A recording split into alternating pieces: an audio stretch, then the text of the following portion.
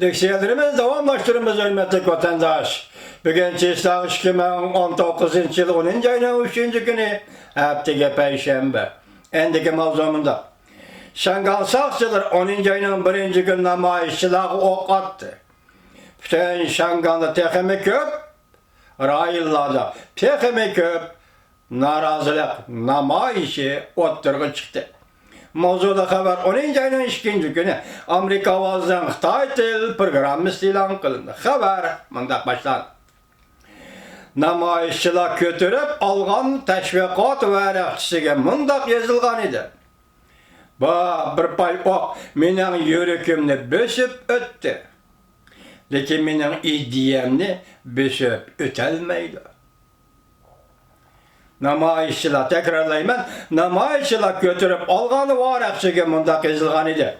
Bir pay ok mening yürekimni bösüp öttü.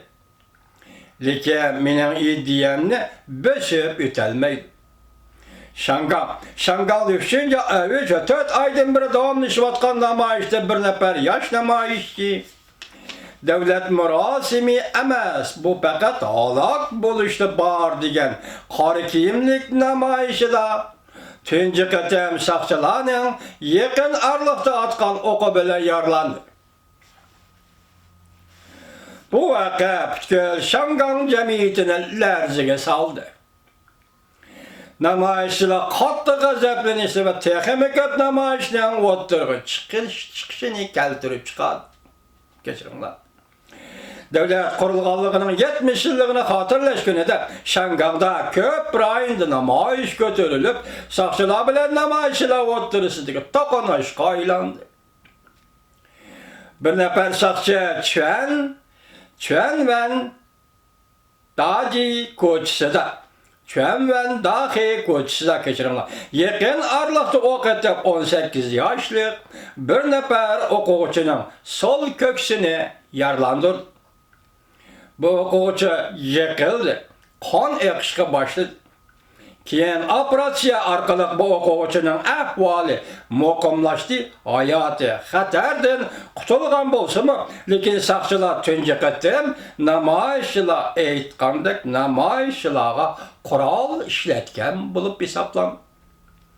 Bu voqea 10. ayning 2. kunidan boshlab Şangal'da ko'p rayonda kun bo'yi namoyish qilishni keltirib chiqadi.